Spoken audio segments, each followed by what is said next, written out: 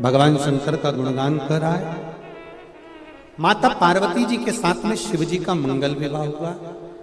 शिव दूल्हा बने, पार्वती दुल्हन बनी।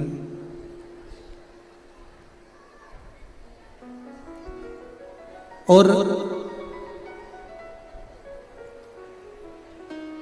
दोनों का मंगल विवाह होने के बाद में जब ग्रस्त जीवन की जो शुरुआत, एक बात थोड़ा सा अपने जीवन में उतारिए।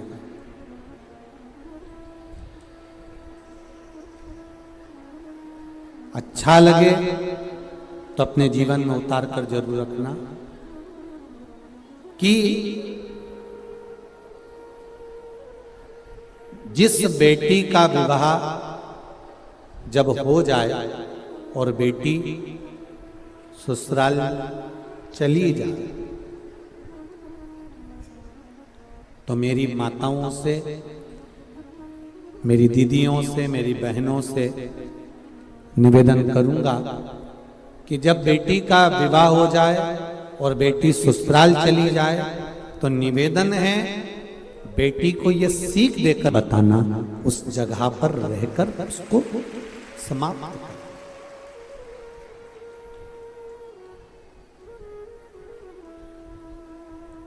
उस जगह पर रहकर उस ससुराल का जो कोई बात है तो उसको ससुराल में समाप्त करा जाए।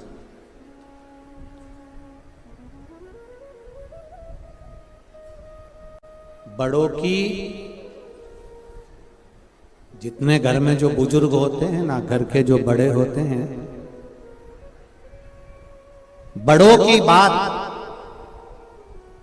आज के जमाने में कोई नहीं मानता, पर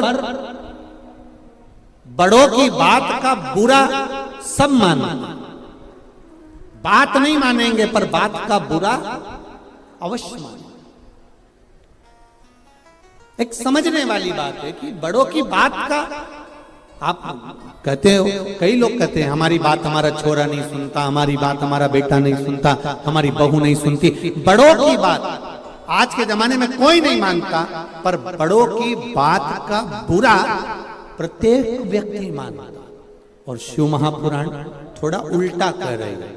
शिव महापुराण की कथा कहती है कि बड़ों की बात का कभी बुरा मत मानो और उन्होंने जो बताया है उस पथ पर चलने का प्रयास करो, कभी भी खड्डे में नहीं।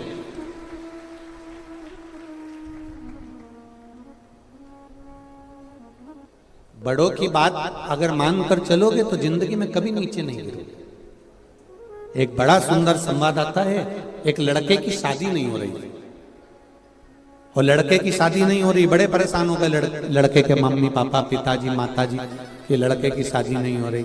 एक जगह पर लड़के की शादी पक्की और लड़के की शादी पक्की हुई, पर लड़की वालों ने एक बात लड़के वालों से कह दी कि शादी हम एक शर्त पे करेंगे कि बारात में कोई बुढ़ा नहीं आए। अब देखिए जरा शिव पुराण की कथा का स्मरण करिएगा। हम शादी करने को मना नहीं कर रहे हैं, हम शादी जरूर करेंगे, पर एक शर्त है कि शादी में कोई बुढ़ा नहीं आएगा। ठीक है साहब, हम बुजुर्गों को लेकर नहीं आएंगे, हम बड़े को लेकर नहीं आएंगे, हम लड़की, ठीक, लड़का तो कम से कम शादी हो जाए, लड़के की शादी तो हो जाए। बेचारा 32 साल का हो गया, 35 साल का हो गया और उसकी शादी नहीं हो रही है, तो कम से कम शादी तो हो जाएगी। हाँ भर दी। बारात की तैयारी हुई। घर में जो फूफा जी थे बुजुर्ग, उन्होंने कह दिया चाहे कुछ भी हो जाए मैं बस के नीचे मर जाऊंगा पर बारात में जाऊं। सबने मना करा, साहब देखो फूफा जी तुम मत जाओ, और देखो ये अच्छी बात नहीं है, उन्होंने मना कर दिया था कि कोई बुढ़ा नहीं आएगा, आपको नहीं ले जाएंगे। नहीं मैं तो जाऊंगा, चाहे कुछ भी हो जाए मेरे को तो जाना। एक काम करो, अगर ऐसे नहीं ले जा सकते तो मिठाई के डब्बे में मुझे बंद करके ले जाओ। अब बुढ़े व्यक्ति को फूफा जी को ने खोखे में, परंतु ले तो जा रहे हैं, पर एक बात याद रखना, हम तुम्हें निकालेंगे नहीं, अंदर ही पड़े रहो। हाँ, हम बस के अंदर पड़े रहेंगे, कोई बात नहीं, पर जाऊंगा। अब वो मिठाई का बड़ा डब्बा लिया, उसमें इनको भर दिया, 2 छेद कर दिए उसमें, जिससे श्वास चली जाए, और इनको बारात में ले गए। अब शादी की तैयारी हुई, लड़का घोड़ी पे तैयार हुआ, तैयार होकर लड़की के दरवाजे पर पहुंचा। बरमाला का समय आ गया। लड़की के पिताजी ने एक बात कही, लड़की बरमाला तब डालेगी, एक शर्त पर, लड़की बरमाला तब डालेगी जब हमारे गांव की नदी में जैसे पानी बह रहा है उसकी जगह दूध बहा दोगे तब। अब तो सारे बारातियों ने सोचा कोई शादी हो रही है, फालतू का बात कर रहा है, नदी में कोई दूध बहेगा, बहुत कठिन काम। सब के सब लड़के को लेके वापिस बस में बैठने लगे।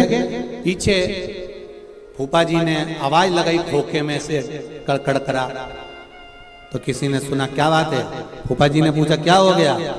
लड़की के पिताजी ने बोला है कि शादी एक शर्त पे होगी, गांव की नदी में दूध भरा जाए तो लड़की भी आएंगे, नहीं तो नहीं भी आएंगे।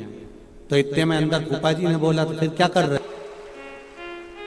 इतने में सारे बस के बैठे हुए सब नीचे उतर गए और उन्होंने लड़की के पिताजी से कहा कि साहब आप नदी का पानी रोक दीजिए, हम नदी में दूध भर देंगे। इतने में लड़की के पिताजी बोले बारात में जरूर कोई बुढ़ा आया है, बारात में जरूर कोई डोकरा आया है, बूढ़ा व्यक्ति आया, ये निश्चित था। शिव पुराण कह रही है बड़ों की बात का कभी बुरा मत मानो, अगर बड़ों की बात को मानकर चलोगे तो ये निश्चित है कि तुम अपनी मंजिल तक पहुंच जाओगे, आपको मंजिल मिल जाएगी।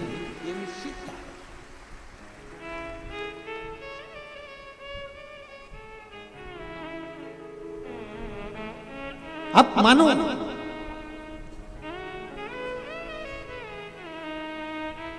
कई लोग कहते हैं कि ये शिव महापुराण की कथा सुनकर क्या मिलता है। हमने कहा ये वेद व्यास जी ने लिखी है, वेद व्यास जी ने इसका वर्णन किया है, वेद व्यास जी ने लिखा है। और यदि वेद व्यास जी ने इसका वर्णन किया है, लिखा है, तो ये निश्चितता है कि इससे कुछ ना कुछ तो मिल सकता है। ऐसा नहीं है कि शिव महापुराण से नहीं मिलेगा। शंकर भगवान माता पार्वती जी के साथ में विराजमान हुए हैं कैलाश धाम पर, और जो परिवार का एक क्रम जो प्रारंभ हुआ है, परिवार का एक जो तत्व प्रारंभ हुआ, पार्वती जी का नियम था, शिव जी भगवान की भक्ति में डूबे रहते थे और पार्वती मैया भगवान शंकर की सेवा में निरंतर लगी रहती थी, निरंतर। मेरा संपूर्ण माताओं से निवेदन, भाइयों से निवेदन है, जितने घर के बुजुर्ग हैं, बड़े हैं, उनसे भी निवेदन है